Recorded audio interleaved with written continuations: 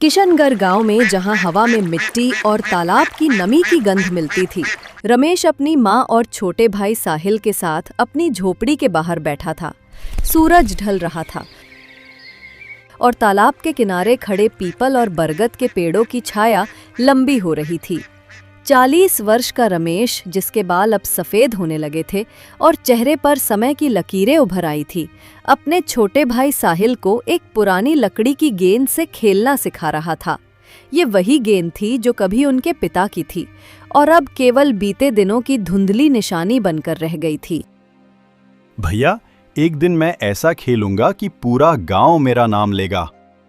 हाँ साहिल, तू सिर्फ गेंद नहीं, अपनी जिंदगी के सपनों को भी उछाल देगा। मैं तुझे वो मौका दूंगा। उनकी माँ, जो झोपड़ी के दरवाजे पर बैठी थी, खांसते हुए बोली, बेटा, मेरे लिए तुम दोनों का हंसना ही सबसे बड़ा खेल है। बस तुम्हें एक दूसरे का साथ देते देखूं, मेरे लिए यही सुख है। रमेश ने माँ की ओर देखा। उनकी खांसी दिन ब दिन बढ़ रही थी। बीमारी ने उनके शरीर को कमजोर कर दिया था, लेकिन उनकी आंखों में अब भी वही प्यार था। रमेश का मन भारी हो गया। उनकी झोपड़ी, जो तालाब के किनारे सरकारी जमीन पर बनी थी, हर बारिश में टपकती थी।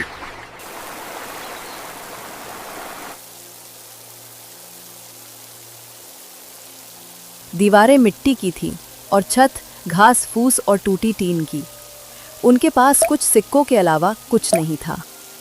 माँ, तुम चिंता मत करो, मैं एक दिन तुम्हें ऐसी छत दूंगा जहां बारिश की बूंदें सिर्फ गीत गाएंगी। साहिल ने गेंद को हवा में उछालते हुए कहा।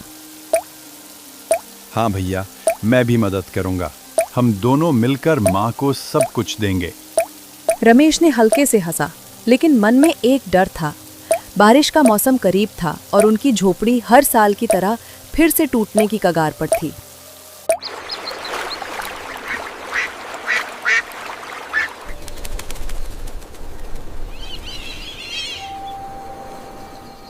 चल साहिल, अब अंदर चलते हैं। रात हो रही है और बारिश की बूंदें शुरू हो गई हैं। रात का समय था। बाहर लगातार बारिश हो रही थी। ठंडी हवा झोंकों की तरह झोपड़ी के अंदर घुस रही थी। बीमार माँ खांस खांस कर परेशान हो रही थी।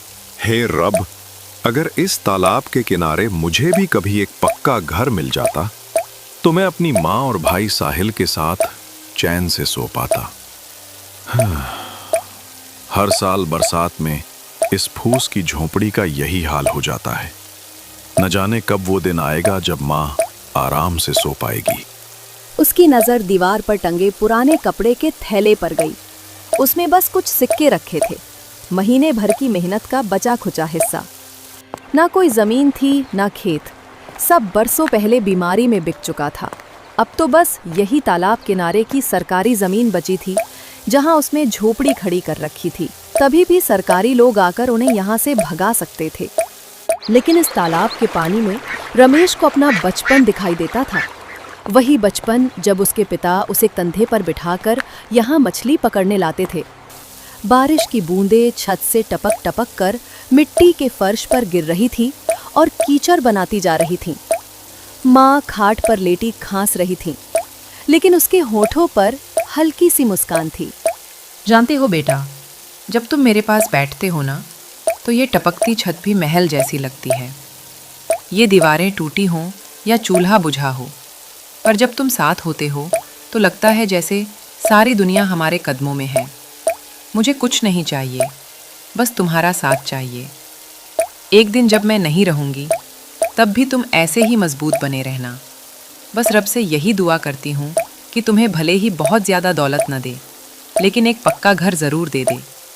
ऐसा घर जहाँ तुम बिना डर के चैन से सो सको, जहाँ बारिश की बूंदें सिर पर गिरें तो ठंडक लगे, डर न लगे। माँ की बातें सुनकर रमेश की आंखें भर आईं। उसने मनी मन रब से दुआ की। हे मालिक, तुम चाहो मेरी उम्र काट लेना, लेकिन मेरी माँ को बचा लेना। कहीं ये बारिश और ये कठिन जीवन इसकी जान न ले ले। जिसने मेरे साथ हर दुख झेला है, उसके हिस्से में भी तो कुछ सुकून लिखा होना चाहिए। बरसात की वो लंबी रात बीतती रही। तालाब का पानी और ऊपर चढ़ता जा रहा था। कच्ची झोपड़ी की दीवारें भीग भीग कर कमजोर हो रही थीं। रात के 11 बज चुके थे, लेकिन बारिश रुकने का नाम नहीं ले रही थी। साहिल भूख से कांप रहा था। मिट्टी के मटके में बस पानी बचा था। घर में आटा खत्म हो चुका था। शाम से ही सब बिना खाए पड़े थे। रमेश का दिल टूट रहा था। उसने टपकती छत की ओर देखा। टीन के टुकड़े भी अब जवाब दे चुके थे। अचानक तेज आंधी चली और झोपड़ी की छत उड़ गई। पूरा घर बारिश के पानी से भर गया। माँ के सिरहाने रखी पुरानी रजाई भीगकर मिट्टी में लथपथ हो गई। साहिल डर के मारे रो पड़ा। रमेश ने आसमान की ओर देखा और उसके आंसू बरसती बूंदों में घुल गए। क्या गरीब की जिंदगी में सिर्फ दर्द और तकलीफ ही लिखी है? अगर मैं तेरी धरती पर बोझ हूं तो उठा ले मुझे, मगर मेरी बीमार माँ और छोटे भाई साहिल का ख्याल जरूर रखना। बारिश की बूंदें उसकी झुर्रियों से फिसलकर नीचे गिर रही थीं। रात के अंधेरे में वो भीगती हुई माँ को संभालते हुए बोला, माँ सुनो, चलो किसी से मदद मांगते हैं। शायद कोई हमें अपने आंगन का एक कोना दे दे जहाँ ये रात कट जाए। कम से कम तुम्हें इस ठंडी बूंदों से तो राहत मिलेगी। मुझे कुछ नहीं चाहिए, मगर तुम्हें इस हालत में नहीं देख सकता। अगर कोई इंसानियत दिखा दे, कोई अपने बरामदे का छोटा सा कोना भी दे दे, तो मैं चैन की सांस लूँगा। चलो माँ, किसी से हाथ जोड़ते हैं। ये रात बहुत लंबी है। रमेश ने माँ को सहारा देकर बगल वाले पक्के घर की ओर कदम बढ़ाए। वो घर सुरेश का था, जो गांव का बनिया था। रमेश ने कांपती आवाज में कहा, सुरेश भाई, मेरी झोपड़ी की छत उड़ गई है। माँ बुखार में तप रही है। बारिश थमने का नाम नहीं ले रही। भैया, बस एक रात के लिए जगह दे दो। सुबह होते ही मैं चुपचाप निकल जाऊंगा। ना तुम्हारे घर का खाना खाऊंगा, ना चूल्हा जलाऊंगा। बस माँ की जान बचाने के लिए एक सूखी जगह चाहिए। सुरेश ने तिरछी नजर से देखा और ठंडी आवाज में बोला, देख रमेश, तेरी हालत पर तरस तो आता है, लेकिन मेरे घर में जगह नहीं है। तू जानता है अब मेरा उठना बैठना गांव के बड़े लोगों के साथ है। अगर किसी ने देख लिया कि मैंने एक गरीब को अपने घर में जगह दी, तो लोग बातें बनाएंगे, कहेंगे सुरेश गरीबों की संगत करने लगा।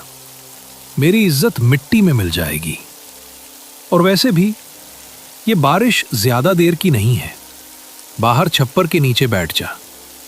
बरसात रुक जाएगी तो अपने घर लौट जाना। तू समझदार है रमेश। दुनिया में इज्जत ही सबसे बड़ी चीज है। अब ज्यादा बात मत कर, मैं सोने जा रहा हूं। रमेश की आंखों में नमी भर आई थी। उसने अपनी माँ की ओर देखा, जो ठंड से कांप रही थी, मगर उसने कुछ नहीं कहा, बस चुपचाप लौट आया। रात भर तीनों बारिश में भीगते रहे।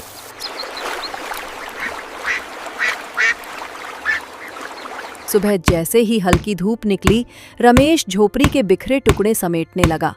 उसे कोई मजदूर नहीं मिला। वो खुद भूखा था, कमजोर था। फिर भी दोपहर होते होते टूटे टीन और घास के गुच्छे जोड़ जोड़ कर छत पर डाल दिए।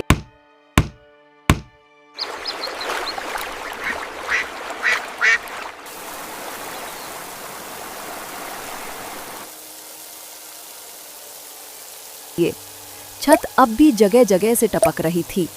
रमेश ने माँ को देखकर कहा, ये छत बहुत अच्छी तो नहीं है, ना ही इसकी दीवारें मजबूत हैं। हर तरफ से पानी टपक रहा है। घर कीचड़ से भर गया है, लेकिन सड़क पर तुम्हें लेकर नहीं रह सकता। चाहे टूटी फूटी झोपड़ी ही सही, पर ये हमारी है। यहाँ कम से कम कोई हमें धक्के मारकर भगाएगा नहीं।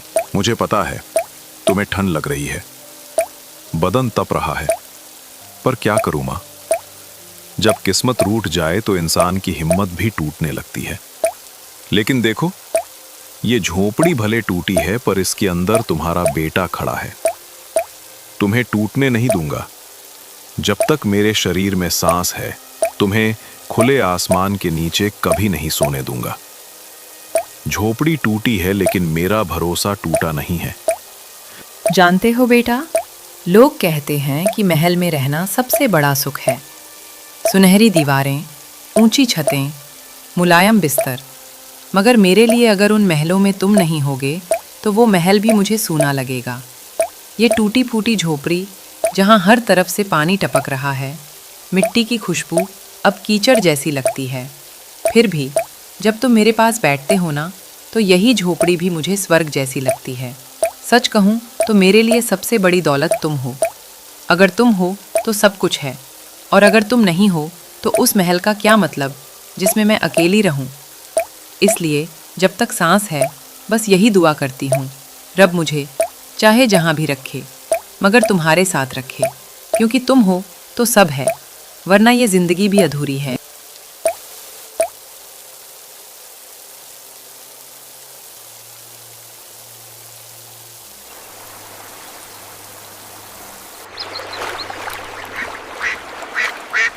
सुबह का समय था। झोपड़ी के बाहर चारों ओर कीचड़ ही कीचड़ फैला था। रमेश टूटी छत से टपकते पानी को चुपचाप देख रहा था।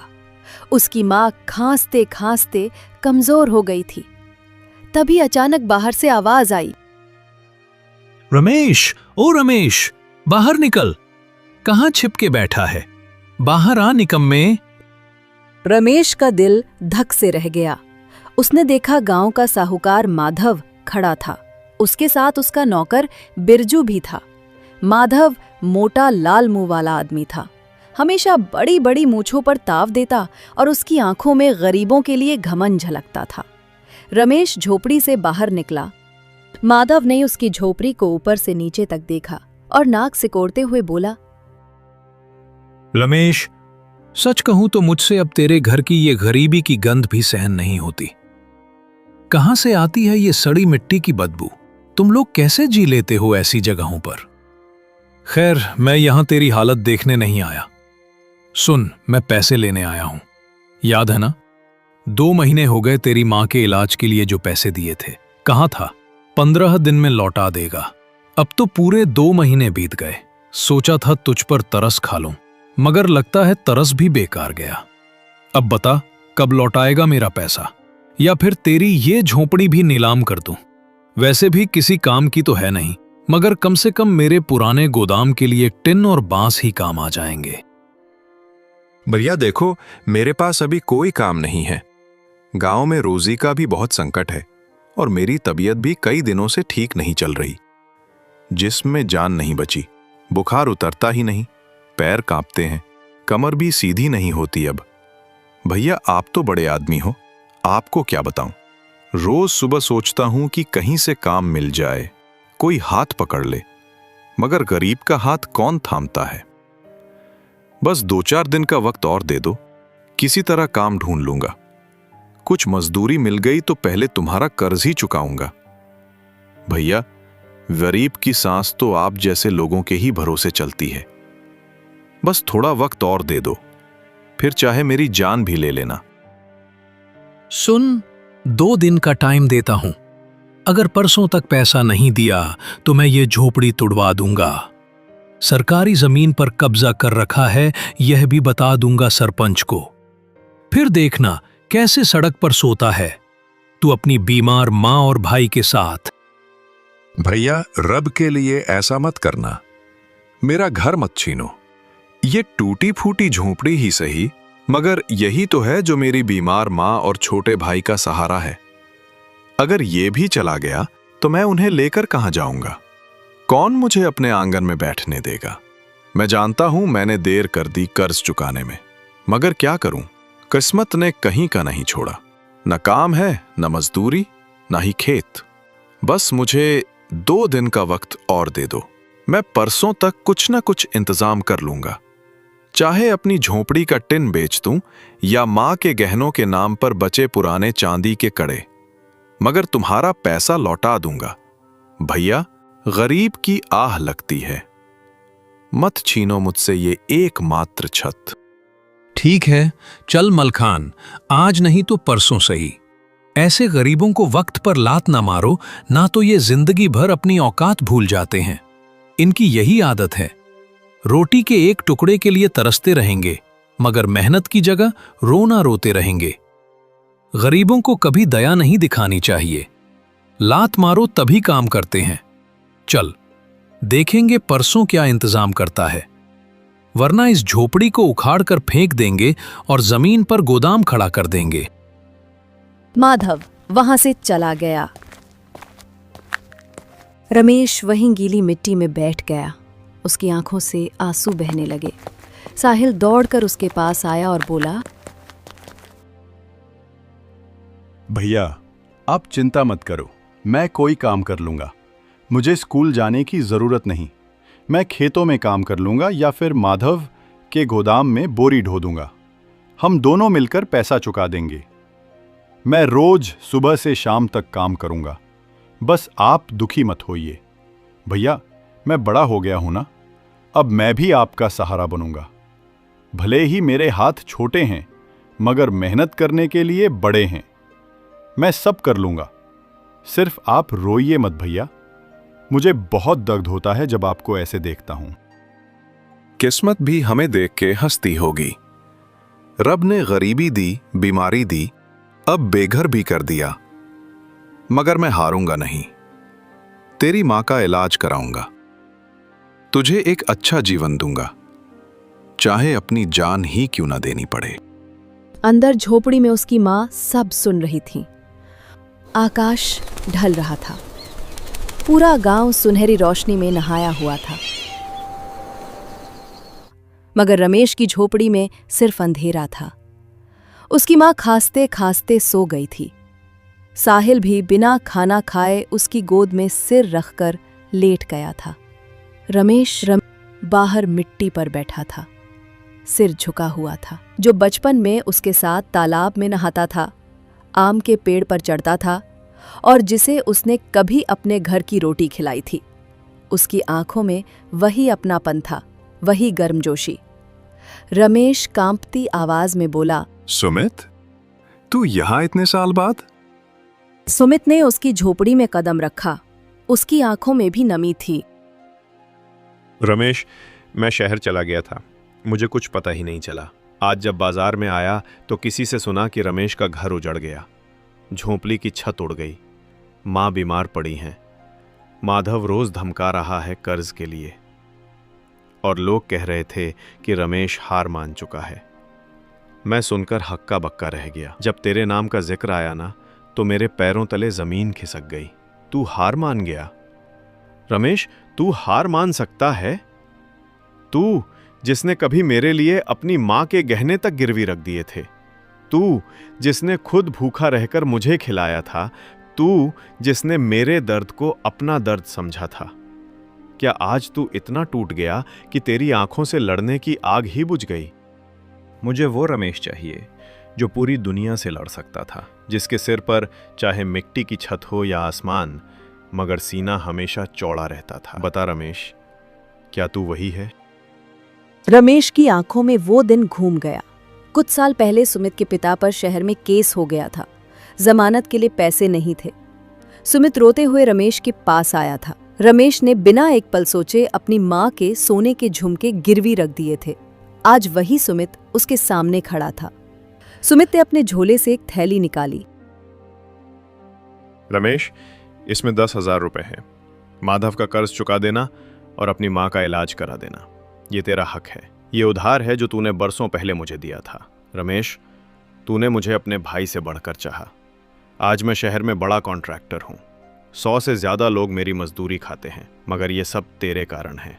अगर तूने वो झुमके गिरवी ना रखे होते तो मेरे पिता जेल चले जाते। अरे भाई, मैंने तो बस इंसानियत समझकर किया था।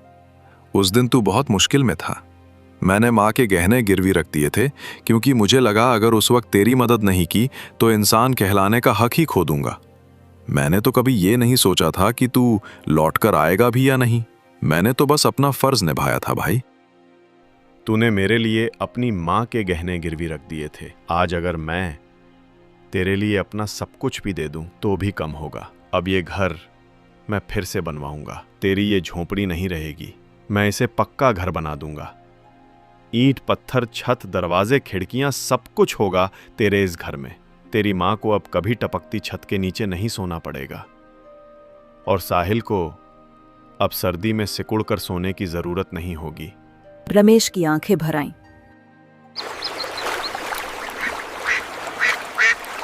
सुमित के दिए पैसों से रमेश ने सबसे पहले माधव का कर्ज चुका दिया। माधव प्रसाद पैसों को उलट पुलट कर देखता रहा। रमेश के कांपते हाथों से रुपए लेते हुए उसकी बेरुखी भरी आवाज गूंजी। अब तेरा कर्जा खत्म। लेकिन सुन, एक बात हमेशा याद रखना, गरीब आदमी चाहे जितना भी जोर लगा ले, चाहे दिन रात खून पसीना एक कर ले, मगर अमीर कभी नहीं बन सकता, क्योंकि किस्मत में ही लिखा होता है कि आखिर में दौलत अमीर के पास ही जाएगी। तू भी यही सोचता होगा ना कि कर्जा चुकाकर चैन की नींद सोएगा, पर याद रख, तेरी किस्मत में चैन लिखा ही नहीं। गरीब आदमी तो बस एक कर्जा चुकाता है तो दूसरा सिर पर चढ़ जाता है। और वैसे भी तेरी औकात यहीं तक है रमेश। अब पैसे दे दिए बहुत हुआ, अब जा और कहीं से भी रोटी का इंतजाम कर, क्योंकि ये दुनिया सिर्फ अमीरों की है। गरीब तो बस धूल है, धूल जिसे लोग जूते से झाड़कर आगे बढ़ जाते हैं। रमेश ने कुछ नहीं कहा, बस मन ही मन रब का धन्यवाद किया। उसके माथे से जैसे कोई भारी बोझ उतर गया हो। रमेश, जब तक नया घर बनता है मैं तुझे अपने ठेके के काम पर लगा दूंगा। पास के गांव में मेरी सड़क बन रही है, वहां मजदूरों की जरूरत है, मजदूरी मिल जाएगी। हाँ भाई, कमाई कम है मगर 2 वक्त की रोटी के लिए काफी है। और तू चिंता मत कर, मैं तेरे लिए आगे किसी अच्छे काम का इंतजाम भी करूंगा, लेकिन अभी के लिए तू वहां मजदूरी कर सकता है।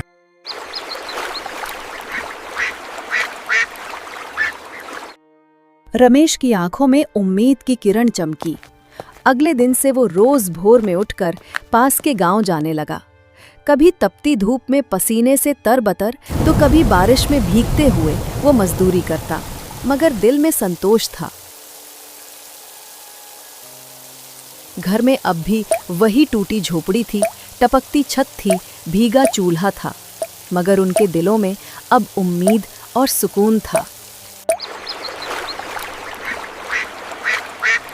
सुमित हर हफ्ते हालचाल लेने आता और कहता, रमेश, बस कुछ दिन और फिर तेरा पक्का घर खड़ा होगा। मैं पैसों का इंतजाम कर रहा हूं। कई महीनों बाद एक सुहानी सुबह, जब तालाब के किनारे नीम के पेड़ों से चिड़ियों की चहचहाहट गूंज रही थी, गांव के मुखिया ने रमेश का नाम पुकारा। रमेश, तुमने अपने जीवन में बहुत दुख झेले, फिर भी कभी हार नहीं मानी। तुम्हारी माँ और भाई के लिए तुमने जो किया वो इस गांव के लिए मिसाल है। आज हम तुम्हें बताना चाहते हैं कि तुम्हारा नाम उस योजना में सबसे ऊपर है। तुम्हें तालाब के किनारे एक पक्का घर मिलेगा, जहां तुम्हारी माँ और साहिल चैन से रह सकेंगे। रमेश की आंखें भर आईं। उसने माँ और साहिल की ओर देखा जो खुशी से रो रहे थे। भैया, तुमने कहा था ना कि हमारा घर बनेगा। देखो, आज वो दिन आ गया। मैंने हमेशा यही मांगा कि मेरे बच्चों को सुकून मिले। आज रब ने मेरी सुन ली। सुमित, जो भीड़ में खड़ा था, आगे आया और बोला, रमेश, ये सिर्फ शुरुआत है। मैंने अपने ठेके से कुछ पैसे इकट्ठे किए हैं। तेरा घर मैं अपने हाथों से बनवाऊंगा। और साहिल, तू पढ़ाई पूरी कर। मैं तेरे लिए शहर में एक अच्छी जगह ढूंढूंगा जहां तू अपनी पढ़ाई और सपने पूरे कर सके। सुमित, तूने मेरे लिए जो किया वो मैं कभी नहीं भूलूंगा। तू मेरे लिए रब का भेजा हुआ फरिश्ता है। रमेश, साहिल और उनकी माँ अपनी झोपड़ी में लौटे, लेकिन इस बार उनके दिलों में अंधेरा नहीं, रोशनी थी। रमेश ने तालाब की ओर देखा, जहां चांद की किरणें पानी पर नाच रही थीं। उसने मन ही मन कहा, हे रब, तूने मेरी हर पुकार सुनी। मेरी माँ को चैन मिलेगा, मेरा भाई बड़ा आदमी बनेगा। अब मेरे पास सब कुछ है। तो प्यारे दोस्तों, हमें इस कहानी से यह सीख मिलती है, हम चाहे कितनी भी परेशानी में हो, लेकिन हमें कभी भी हिम्मत नहीं हारनी चाहिए और हमेशा उस परेशानी का डट कर सामना करना चाहिए।